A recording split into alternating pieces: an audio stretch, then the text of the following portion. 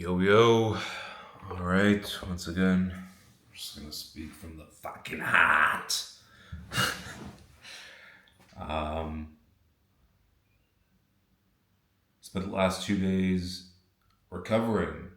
Um, Sometimes I would have done what I did and called it rotting, because I just basically slept all day and just played chess while in bed.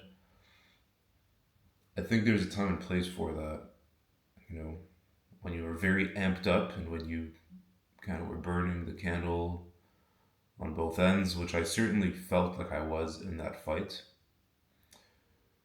that I did the festival fight that I did 2 days ago. I think it's worthwhile to catch up on sleep debt and to just like chill in your bed. The thing is my brain very quickly got tired of that. I don't like it when I'm not challenging myself. Um, yeah, I don't know. I don't like rotting in bed, even though I knew that this was the best time to try to be bored. There's a time and place to be bored for sure. There's a time and place to recover. And so I did, and I'm glad I did. But now I'm hungry to get out there and keep momentum going. I just love momentum. I love that there are so many unknowns in the business that I'm building. I love that there are so many things I need to work on in my game in Muay Thai. I love running on the track. That's what I'm gonna do after this video. I got a client call and I'm gonna run on the track. I love that shit. I fucking love that shit. I love that shit, man. I love the process, bro. I love the process. And it almost feels like the more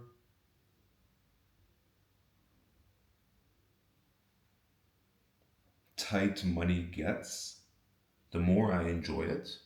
Because I've been living in Thailand for what, like, I came here end of November 2024. It's now end of January. So what, 14 months now? 15 months? And at the beginning, I didn't have so much pressure on myself to build an online business. And I also was quite oblivious to what it is that I was trying to create, even though I still am. I still don't know what I'm trying to create, to be honest. I know that there's a lot of value that I offer, but I don't know. There's just a lot of unknown variables. And ironically, it was stressing me out way more back then when I had a lot of money in my bank account, but no revenue, no income, I should say. Whereas now I have more income but less money in the bank. And all of these unknowns that I'm dealing with. And I'm kind of enjoying it more now, man. I've learned to enjoy these things. And I've learned to trust. That's the other part is I trust that things will work out for me. Even though I have no rational or tangible thing to fall back on. But I feel like when you are too obsessed with this tangible safety net and you want to make sure that, okay, the safety net is intact. The safety net, if I fall back on it, it's not going to rip apart, right? When that you put too much importance on the safety net, then you just have less confidence in the way that you walk, in the way that you are in the first level, right? Because you're operating at that first level. Then you have your plan B or safety net if you fall. If you put too much importance on the safety net, you can't operate at your optimal at level one, right? And I have removed a lot of other external safety nets, which includes employability, I guess. I met this guy on a plane and he was like, "You're not as unemployable as you think you are." I was like, "Well, I curse a lot on the internet, talk about my addictions that I used to have. I fight for a living, right? What people call a living. Obviously, don't do it for money, right? Even though I do get paid for it. Um, yeah, I'm not sure why a company would want to hire me because I'm not a docile, obedient person that wants to work for a salary, right? Which is great. That's not what I want to be, but now it's very public, and I think it's too ingrained with who I am. So if I were to apply for jobs, which I'll be honest, I have. Out of in the last 14 months, there were moments where I was just in periods of high stress, and I was like, well, I need the safety net, right? And so I did apply for jobs, quite a few actually, and I haven't heard back from any of them, right? So that is a pretty good indicator, I think. Um, or maybe it's that I didn't try hard enough because my heart truly does know that I don't want to just be a corporate puppet, and I want to work for myself, and I want to solve the puzzles of entrepreneurship and coaching.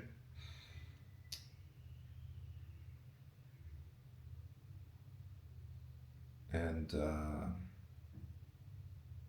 the fact that I've burnt a lot of these bridges is actually a good thing because it forces me to make whatever it is that I'm doing right now to work. And it's the scariest thing, but I know I'm going to look back at it and I'm going to say the fact that I truly spoke my opinion online, like I am right now, I truly shared the most authentic and vulnerable realities that I face as I'm trying to build what I'm building. I'm going to look back at this and be like, this was so fucking worth it. This was so fucking worth it, you know? But the missing puzzle pieces now excite me more than stress me out. They used to just stress me out. I used to just worry about the fact that I don't know where my next paycheck is going to come from, or I don't know how I'm going to sustain my income. And now I've made more peace with it, and don't get me wrong, I still like feel negative emotions towards it. For instance, yesterday I opened Dex Tools, which is a um, like a cryptocurrency.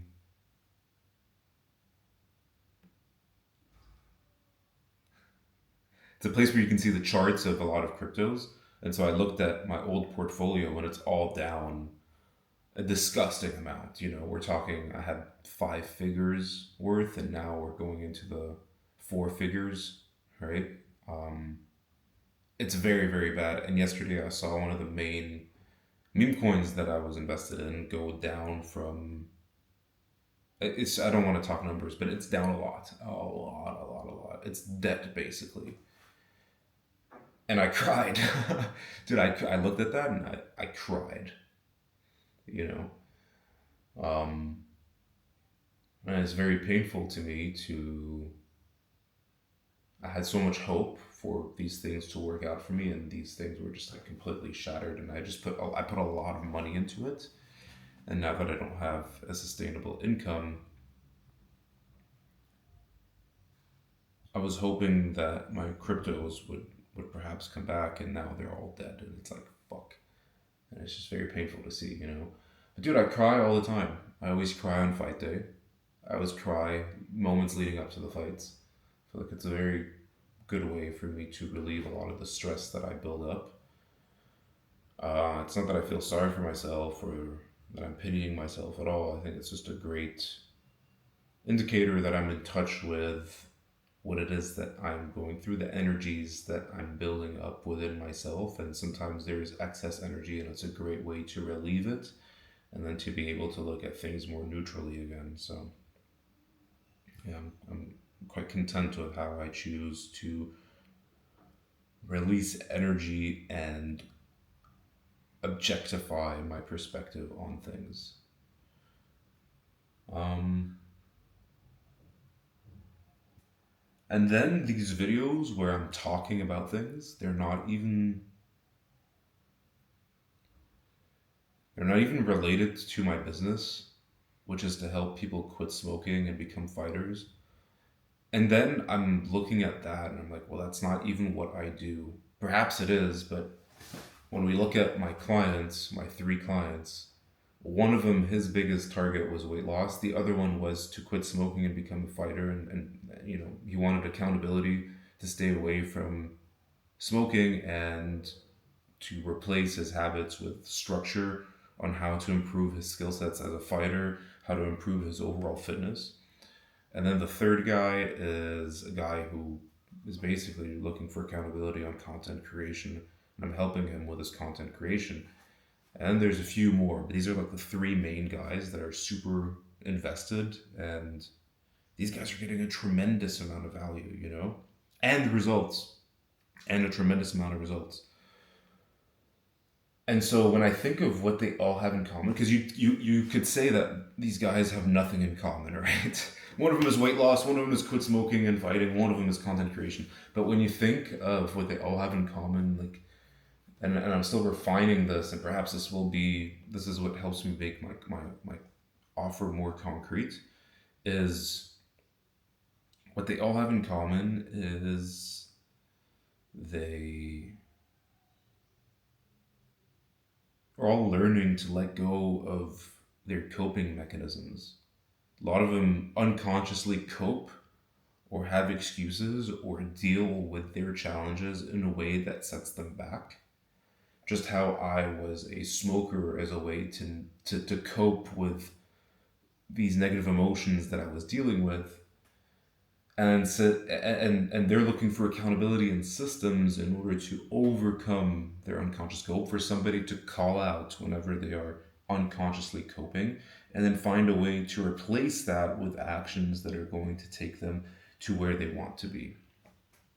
It's a big part of what I do, right? Just how for me I was unconsciously coping with negative addictions, and then since then have chosen to become a fighter and have taken action on becoming a fighter, disciplined action, and I've been able to reverse engineer that and look at the metrics that have gotten me from depressed to fulfilled, that have gotten me from not in great shape, skinny fat to shredded, man. I've got abs. I'm in very good shape. That have gotten me from, working a dead end job that brought me no fulfillment and was basically making me live paycheck to paycheck, to now fending for myself and figuring out the missing pieces of the puzzle for myself altogether, right? All right, I think that's all I got for today. I have a client call later today.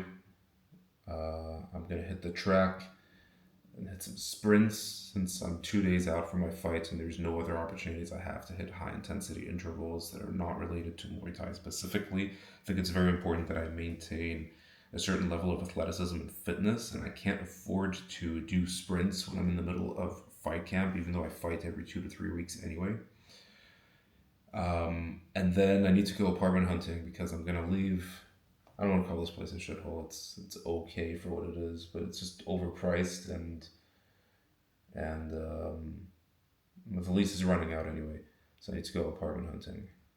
So that's what I got planned for today, man. Thank you for listening to my ramble, my 8 a.m. ramble of the day, and I'm gonna get to work, man. Peace out.